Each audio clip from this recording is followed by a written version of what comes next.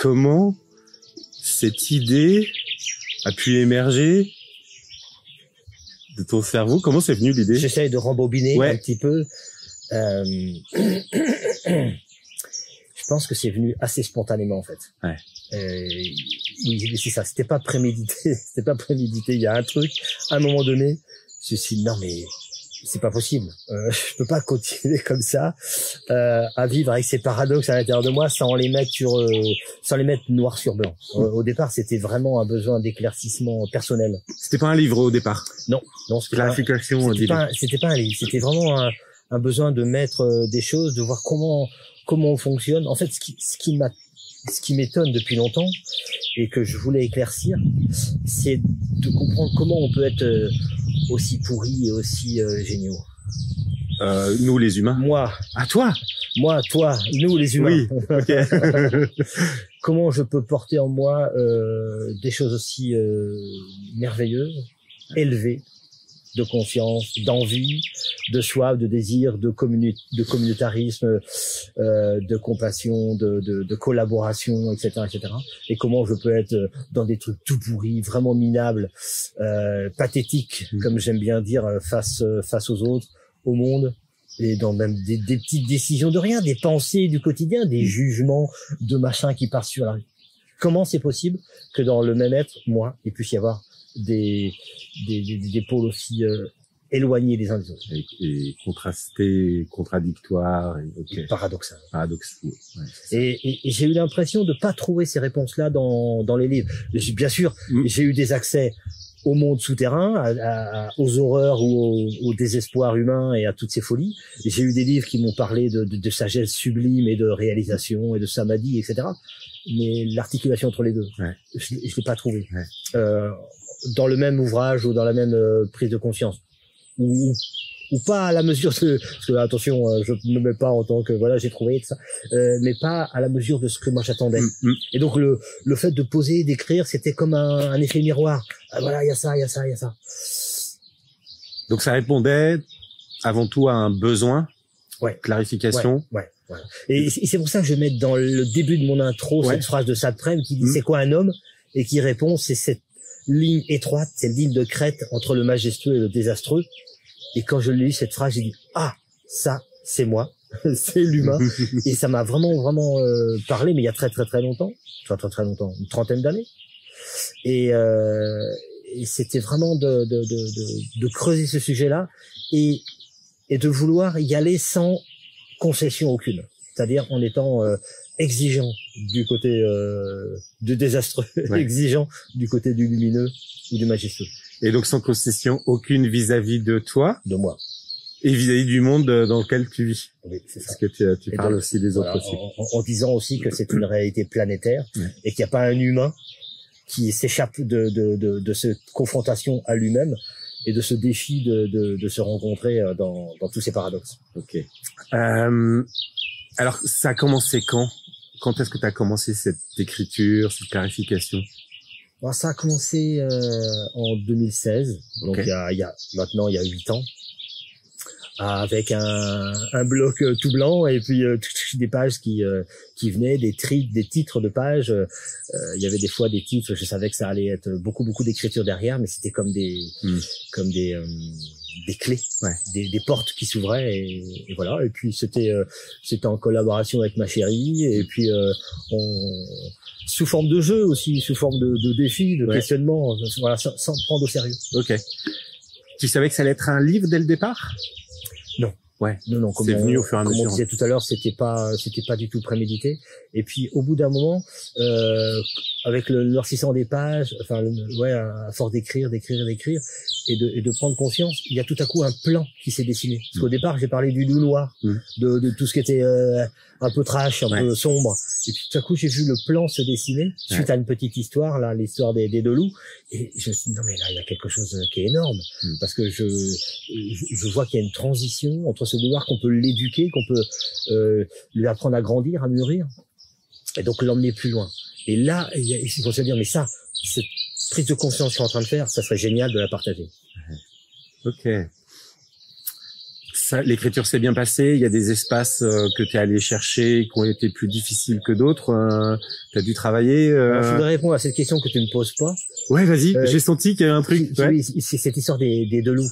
En fait, c'est l'histoire donc là, il parle d'un Indien qui enseigne la vie à son petit-fils et qui lui dit en moi j'ai deux loups, un loup noir, un loup blanc. Le loup noir, il est plein d'ombre, plein de cupidité, d'avidité, de colère, de violence. Et le loup blanc, il est dans la majesté, l'entraide, la souveraineté, la collaboration avec le vivant, etc., etc. Et il dit ça à son petit-fils, et le petit-fils qui lui dit à un moment donné, c'est lequel des deux loups qui gagne? Parce que forcément, conflit, confrontation.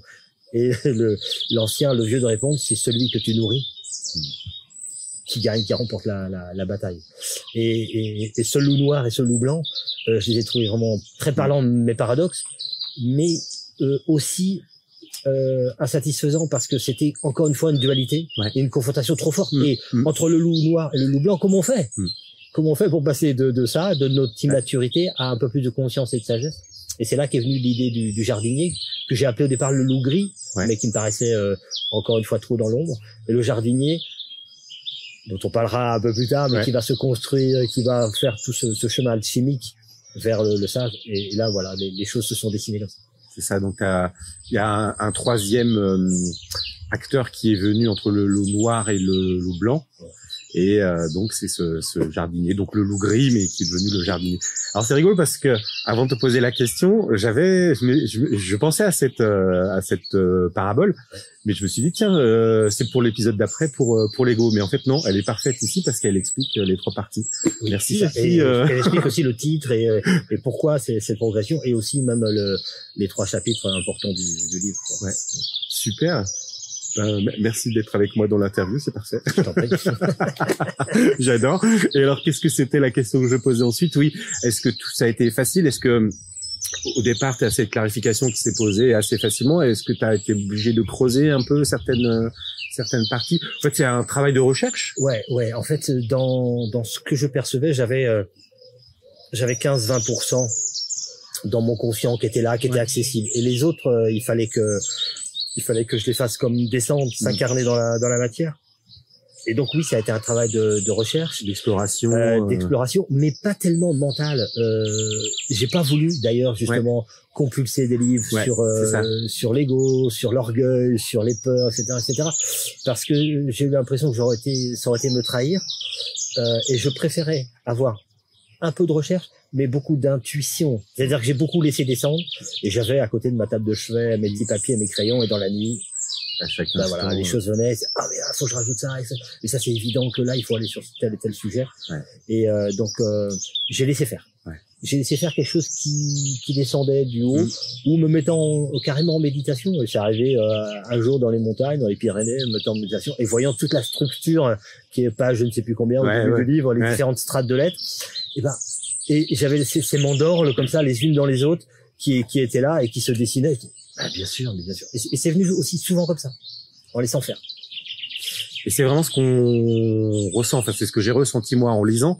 Je me suis dit, mais il y a vraiment quelque chose qui émerge de spontané, de très concret aussi.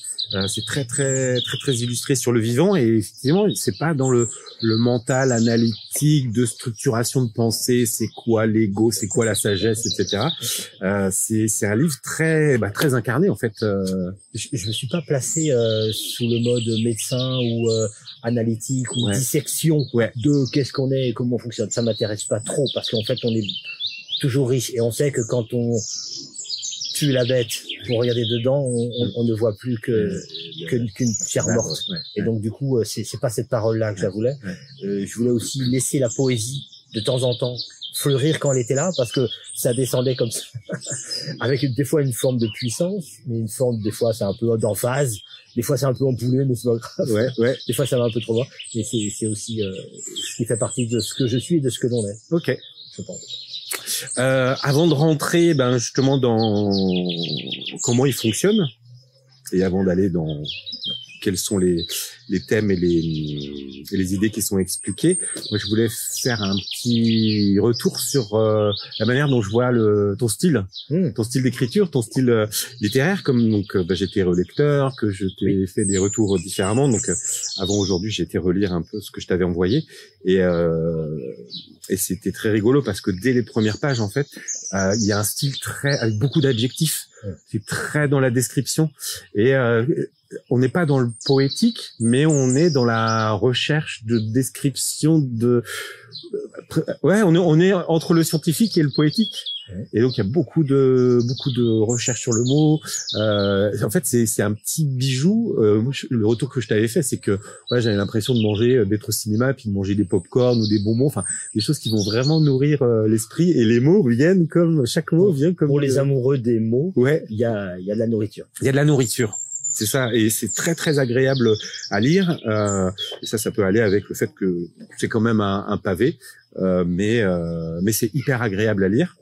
Et alors comment ça peut se lire? Ça peut se lire du début jusqu'à la fin ou on peut il y a comme ça au hasard. Alors il y a un fil conducteur. Il y a un fil conducteur. Il y a un fil conducteur. Donc en le lisant du début à la fin, on a vraiment quelque chose et aussi une progression à travers ce dont on a parlé. L'état du loup noir qui est vraiment un état de sombritude intérieure, l'état du jardinier qui cherche à agrandir et l'état du sage qui est une sorte d'aboutissement entre guillemets.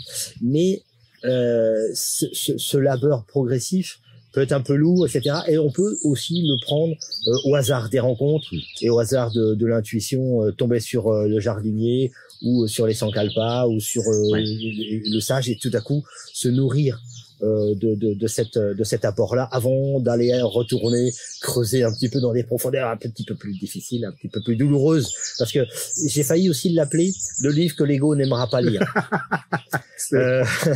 Et il y a certains égos qui vont se reconnaître, évidemment on va se reconnaître, on se reconnaît et ça fait mal. Moi je l'ai abordé petit à petit au fur et à mesure des années. Et du coup, je me suis apprivoisé dans ces petits monstres intérieurs, mais il y en a qui vont descendre tout d'un coup et voir l'abîme et l'abysse qu'ils portent à l'intérieur d'eux. Ils en sont conscients, mais tout à coup, ça va être là, noir sur blanc, et ça peut faire un peu peur et ça peut faire un peu mal de se rendre compte d'autant de vilainie intérieure. Bon, mais donc voilà, donc on peut se balader. Quand ça fait mal un petit peu, on change et on va ailleurs. Ok. Alors, moi, je vais raconter, témoigner un peu de mon expérience. Et alors, c'est rigolo parce que le livre était pas encore imprimé, donc c'était des fichiers que tu m'envoyais par mail. Et puis, moi, j'ai voulu les imprimer, donc j'étais sur mon papier d'imprimante. C'est pas du tout la même qualité là du papier. Il est hyper doux, quoi. Il y a quelque chose de presque plus chaleureux que les feuilles que j'ai eu entre les mains. Donc, tu parles presque de sensualité. Ouais, complètement. Là, depuis 2 minutes, je suis en train de le toucher, là. Le caresser, etc. C'est ça. Et puis, donc, je regardais, est-ce que c'était les pages avec les belles illustrations aussi, ou est-ce que c'était c'est vraiment la matière du papier qui a été choisie, qui est hyper douce. Moi, mon avis, c'est qu'effectivement, il faut le lire du début jusqu'à la fin. Et si effectivement on passe des parties, moi j'en ai pas passé parce que j'avais une mission, je devais faire mon retour, et donc j'ai essayé de le faire le plus sérieusement possible. Mais si quelqu'un passait ce passage, il faudrait qu'il se le mette dans un coin de sa tête pour dire il va falloir que j'y revienne, parce que il y a des passages qui sont pas drôles. Le loup noir est vraiment pas drôle, très malaisant, pas forcément parce que j'y retrouvais mon loup noir, forcément un peu, mais c'est aussi parce que ce que tu disais tout à l'heure dans l'introduction, la violence du monde est horrible et on n'a pas forcément envie de s'y confronter au quotidien, quoi. On aime la douceur. Voilà, c'est ça. Ce qui fait bien. On aime aller boire un pot avec des copains, sur une petite fête ici, aller en vacances. Respirer, se détendre. C'est ça. Rentrer dans les endroits qui viennent piquer, qui sont obscurs, dans lesquels on va se confronter à soi-même. Voilà. Et c'est vrai que ça va toucher des personnes qui ont soif aussi de ne plus se cacher derrière le miroir ou derrière le petit doigt et d'oser aller se confronter à une certaine vérité. Ouais, complètement. Donc lever des voiles, ça fait un peu mal, mais ce n'est pas pour se complaire dans cette violence-là, parce qu'on n'est pas que ça, mais c'est pour l'alchimiser, la transformer et se dire qu'on peut la regarder aussi d'une manière différente. D'ailleurs, on parlera de ces questions de regard tout à la fin. Et c'est descendre dans l'ombre pour pouvoir l'éclairer avec le cœur et la confiance. Complètement. Donc cette partie sur le noir, elle est longue. Elle est un peu laborieuse. C'est un peu longue, c'est celle où il y a le plus de détails. Elle se termine par les monstres du loup noir, donc les parties les plus trash de ce qu'est l'humain, mais on le voit aujourd'hui partout sur la planète. Donc on peut pas en faire l'impasse. C'est l'horreur, on va dire d'une certaine manière, visible, rendue visible. C'est d'ouvrir les yeux sur soi, les autres, ce qu'on peut voir dans le monde aussi. Les dictateurs, c'est quoi l'ego de ces dictateurs. Mais rentre pas dans le détail, si on va le faire tout à l'heure. Au niveau étatique, mais les dictateurs au niveau familiaux. Et puis même nos dictateurs personnels. Mais on fera un épisode spécial sur chacune de ces parties. Une fois qu'on passe le loup noir, on passe au jardinier. Alors là, c'est du bonheur. C'est vraiment chouette. C'est une espèce de poésie de la vie. Et puis l'avant-dernière partie là sur le sage, elle fait vraiment du bien de parler du sage plutôt que de la sagesse, que je disais déjà tout à l'heure. Moi, ça m'a vraiment plu. Ce rôle qui peut prendre plein de formes en fait. Chacun a un sage en lui, ce que t'expliquais tout à l'heure. Et puis il y a une dernière partie. T'en avais pas encore assez dit. Tu as rajouté encore une dernière partie qui est ne plus présenter les choses sous la forme du loup noir, du jardinier et du sage. C'est t'as pris un thème et t'as regardé comment ça se déclinait sur ces trois dimensions. On va faire un épisode aussi là-dessus. Mais il y a jusqu'à la fin, il y a encore des choses et ça ne répète pas ce que tu avais abordé avant. Donc elle est vraiment hyper intéressante. Et je finis sur mon témoignage. Pour te redonner la parole, c'est qu'une fois qu'on l'a lu, après on se dit il y a des choses qui nous reviennent et ça devient comme un espèce d'outil qui vient moi m'aider au quotidien, soit pour moi en disant j'avais bien aimé cette partie-là, je vais aller la relire et tout. Est-ce que je suis bien là-dedans? Non, en fait là je me suis un peu égaré et c'est vraiment ça qui me fait kiffer sur des rôles donc je les ai plus, mais bref, des choses qui me parlaient. Ou alors sur des personnes que je connais ou que je vais accompagner, dire alors attends mais j'en suis où avec cette personne que j'accompagne et de quelle manière je vais pouvoir l'aider à mieux se connaître, à prendre la main sur sa souveraineté justement.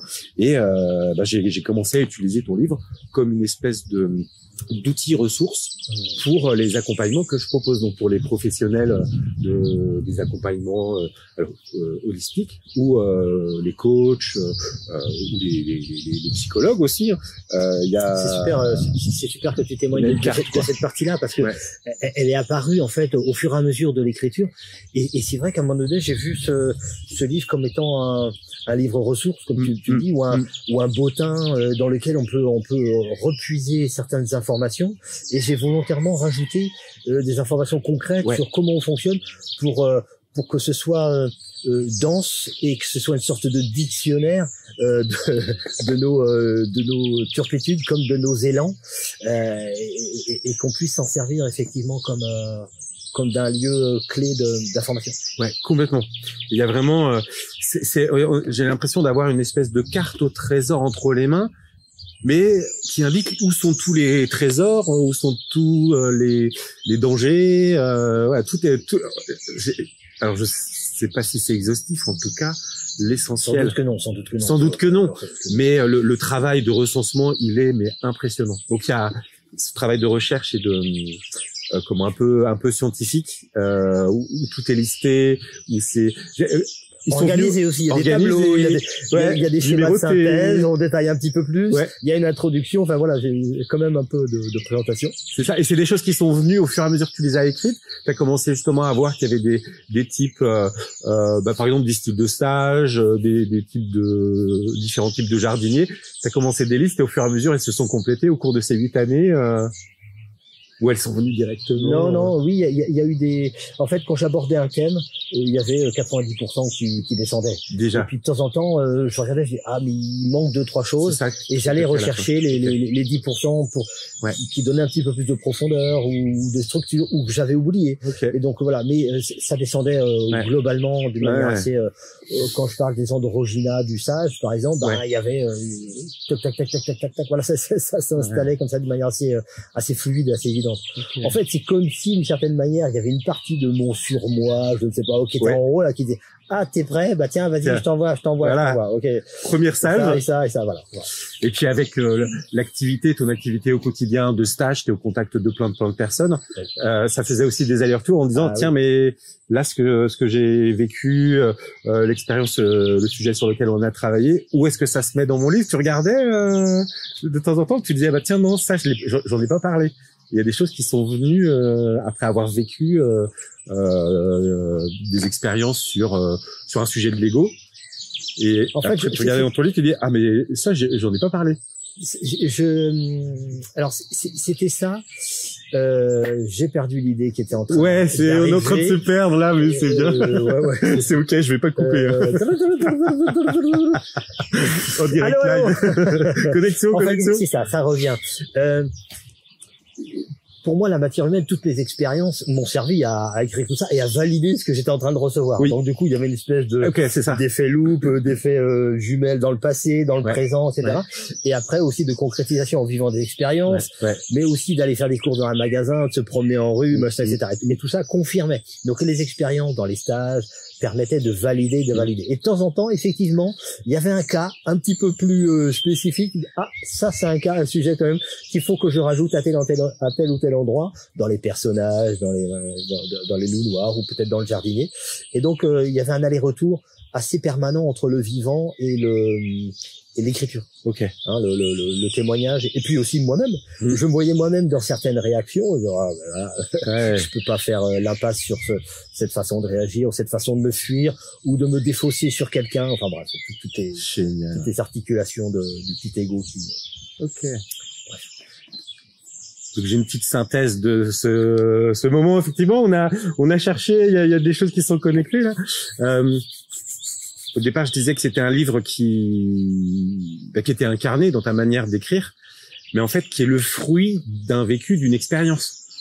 Et donc là j'ai la formule dans ma tête, et donc combien mon ego il a envie de se la péter et de dire tu avais l'essence et tu as ajouté l'expérience. Ce livre est le fruit d'une essence confrontée à l'expérience de vivre. C'est ça, c'est là le chemin alchimique de l'ego dans la matière. Ouais. Et pas que cette vie-là. Ok. Oui. Évidemment pas que cette vie-là. C'est trop court une vie pour expérimenter tout ce que permet l'incarnation dans un être humain. Donc je suis bien conscient que les expériences qui sont venues et donc la mémoire et donc la compréhension, c'est de multiples vies dans ce monde, peut-être dans d'autres, je sais pas, mais en tout cas de multiples expériences. Et je me vois dans d'autres vies être totalement cynique et inique face à d'autres et à la vie, etc. Et puis dans d'autres vies étant yogi quelque part en solitaire ou initié. Et c'est tout ça. Je peux parler aussi du sage parce que je l'ai rencontré, je peux parler du loup noir parce que je l'ai profondément rencontré. Et je sens dans ma chair, je sens dans mon cœur que c'est là, et c'est tout ça trop bien. Qui émerge ici dans ces livres. Ok. Alors on va se garder la suite des prolongements de ce que tu viens de dire pour l'épisode d'après. On va parler de l'ego. Et la chenille est aussi une belle métaphore de la transformation et de l'alchimie dans la matière. Envoleras-tu, petit papillon? Et alors pour terminer sur la présentation un peu du livre, par quelle question je vais commencer?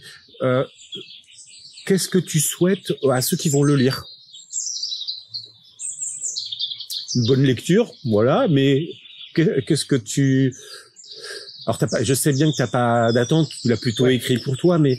Et non, si, j'ai quand même une attente, parce qu'en fait, j'aurais pu l'écrire pour moi et le garder pour moi. Oui, voilà, c'est ça. J'ai écrit le livre que j'aurais aimé lire à certaines époques de ma vie où j'étais bien paumé, bien perdu. et bien aussi dans l'incompréhension de cette folie dans laquelle on vit. Donc ce que je souhaite aux personnes qui le lisent quand même, alors après chacun, et puis je sais qu'il y a 10 000 personnes et 10 000 lectures, il y a aucun souci là-dessus, mais ce que je souhaite c'est de rencontrer leur partie et de sortir du jugement. C'est peut-être la chose la plus forte, sortir de l'impression soit d'être génial, soit l'impression d'être complètement nul, ou soit c'est simplement un laboureur qui laboure tout le temps depuis tout le temps. Ouais. Non, c'est d'ouvrir les horizons et de s'apercevoir qu'on est tout ça, et donc du coup d'ouvrir le spectre des possibles, comme un kaléidoscope, de voir. Ça serait mon cadeau ultime, c'est que quelqu'un puisse voir tout ça et dire moi c'est génial, on est tout ça et on vit tout ça et on est sur cette aventure gigantesque de l'incarnation et c'est cool, malgré l'horreur, c'est cool. Voilà, ça serait le plus beau cadeau. Bon. Ben, c'est la plus belle des réponses, je pense. Un beau cadeau aussi. Et est-ce qu'il y en aura d'autres, des livres? J'ai commencé le prochain. Oh, on dit pas le thème, mais tu es en train de travailler. Ouais, c'est comme ça descendre la semaine dernière. Tac. Voilà, et c'est parti. C'est parti, ouais. Donc il sera sans doute moins gros, mais il y a le prochain. Enfin, il y en avait deux que j'ai vu venir pendant que j'écrivais celui-là, et il y en a un des deux qui me paraît plus percutant, plus pertinent, et qui est en train de venir. Si on peut en parler, mais après. Oui, si, carrément. C'est sur la notion de sacré et de profane. Ok. Donc comment en fait on construit notre monde, et comme chaque être humain définit du profane pour lui, définit du sacré pour lui, et comment on gère le sacré des autres et le profane des autres, et comment c'est très très compliqué. Je crois que c'est dans le... Je crois que je dois aimer les choses très très compliquées. Il y a le sacré et le profane dans la dualité déjà ou pas? Non. T'en parles pas du tout. Un petit peu, j'évoque, mais... Ouais, c'est ça. Je me demandais si le prochain livre c'était juste une page de celui-là et que chaque page de ce livre pouvait devenir un livre. Non, sans doute que non. Sans doute que non. Non, c'est ça. Ok. Mais une pièce de théâtre ou un film peut-être. Alors voilà, c'est ça. Oui, ça peut être joué, parce qu'en fait, on est des acteurs, il y a un moment donné, je parle du théâtre du monde, donc on est tout ça, donc on voit tous les personnages, quand je parle des personnages du loup noir complexé, du loup noir décomplexé, alors là, il y a pléthore, et on les voit partout, donc après, évidemment, ça peut prendre plein d'autres formes, mais c'est sans doute pas pour moi. Un des retours que je t'avais fait, j'ai dit, mais si ce livre tombe entre les mains d'un scénariste d'Hollywood, mais il fait une super série avec je sais pas combien de saisons, et voilà, il a tous ses personnages, il vient piocher dedans, et s'il a pas cette variété là, la série sera insipide. Eux-mêmes ne sont pas dupes et doivent aller chercher leur propre personnage en eux-mêmes et dans leurs voisins et tout ça. C'est ça, mais ils vont aussi chercher dans les mythes de l'humanité, etc. Toi, il n'y a pas trop de mythologie. Non, je suis pas mytho trop. Non, tu es pas mytho, toi. Non, je suis pas trop mytho. Ni mytho, ni schizo. T'es incarné, t'es très très pragmatique. Alors peut-être alors un film ça sera difficile parce que c'est la vie qui se retrouve dedans, donc mais il pourrait y avoir, ça pourrait être une source d'inspiration, mais est-ce qu'il y aura j'ai vu un scénario de film qui est descendu juste après notre discussion de l'autre fois. Oh, OK. Et donc si, c'est tout à fait possible. OK. Donc si jamais il y en a qui cherchent des idées et qui en fait c'est l'histoire c'est l'histoire d'un sage ou de quelqu'un qui est arrivé un petit peu dans la maturité de sa vie, etc. Qui est arrivé dans une forme de compassion avec le vivant, avec les autres, beaucoup de tendresse, de délicatesse, qui a dépassé justement un monde de dualité et qui revient dans des flashbacks sur tous ses parcours. Là où c'est perdu, là où il a failli se suicider, là où il a été dans le jugement, là où il a été dans la dénonciation, le révolté, le machin, le victime, le bourreau et tout ça. Et puis après qu'il voit comment peu à peu il a créé des choses dans son monde, le jardinier, et comment c'était dur aussi de construire, de croire à des choses, mais en même temps être et petit à petit, et puis qu'il fait des flashbacks et arrive à exprimer tout son parcours. Et ça, son parcours de sagesse, tout simple, hein, d'un être humain qui grandit et avec plein d'éléments clés comme ça. Ah, c'est génial. Oui, c'était suite à une discussion et on disait qu'il y avait pas beaucoup de films qui promouvaient l'humanité. On allait plutôt chercher le loup noir dans les thrillers avec toute la violence. Un peu jardinier parce que souvent les films il faut qu'ils se finissent bien, puis il y a un gentil, une morale, voilà, il y a un petit peu de liens sociaux, de collaboration. Ouais. Mais on est très pudique et on n'ose pas on n'ose pas parler de ce qui est beaucoup plus beau, beaucoup plus merveilleux en nous. Alors que ça changerait le monde. Voilà, parce que on est tout de suite, quand on vient parler de sagesse, on est catalogué dans les religieux, les mystiques, les gens barrés, dans lesquels on n'a pas accès, le commun des mortels n'a pas accès. Mais mon Dieu, dans une vie, à un carrefour près d'un feu rouge, il y a des gens géniaux qui ont en eux des perles de trésors de sagesse et de compréhension et de connaissance et d'amour infini dans eux. Et pourquoi on est aussi pudique par rapport à ça? Ça, c'est un grand mystère. Ben oui. Et le chemin justement alchimique de l'ego dans la matière, il nous emmène dans ce sens-là. Enfin, s'il y a un sens. Mais en tout cas, on expérimente dans ce sens-là. Il y a d'autres déclinaisons de ce livre-là. Moi, je t'ai proposé de venir faire une petite conférence pour venir parler de ce livre-là en direct avec les gens à la rentrée, si ça te tente. Alors, pour l'instant, il y a rien, parce qu'il vient juste de sortir, il vient d'arriver, c'est tout neuf et c'est le cadeau, quoi. Cadeau d'anniversaire, d'ailleurs. En plus, c'est un cadeau d'anniversaire. C'était super. Mais j'aimerais bien effectivement le décliner. Ça me gêne pas, au contraire, de faire un peu de prosélytisme et d'aller sur le partage et la confrontation avec les idées des uns et des autres. L'idée de cette interview, mais aussi de conférences, d'ateliers. Moi, j'aimerais aussi vraiment faire un travail plus poussé. Et donc, dans l'idée, sur 1 an, 2 ans, j'en sais rien, c'est de faire des stages et de rentrer dans cette matière-là de chacun. Si j'avais un titre pour peut-être les travaux à venir, c'est la voie du jardinier. Parce que c'est le loup noir, on va le comprendre, le sage, on y aspire, mais c'est le jardinier, on est tous ceux qui travaillent ou qui font un chemin de conscience ou d'éveil sont dans le jardinier, donc c'est ça qui pourrait être la thématique principale. En tout cas, ce livre est là, il est né, il est posé, on peut bien le toucher, le commander, il sera on peut le commander en allant sur ton site internet, donc Souffle de vie. Il sera là aussi pour le festival chamanique du week-end 15-16 juin. Et c'est tout, parce que je l'ai dit aussi, il est pas sur Amazon. Non, je veux pas. Pour l'instant, c'est pas. On peut préciser que c'est un compte d'auteur. C'est toi qui as fait cette démarche. C'est une auto-édition et il y a que moi qui le diffuse. Enfin, ceci dit, il va être dans des boutiques. Il est dans une boutique à La Roche-Bernard déjà. Donc voilà. Et puis il y en aura d'autres. Mais voilà. Sur les grandes plateformes de vente en ligne, je pense. Super.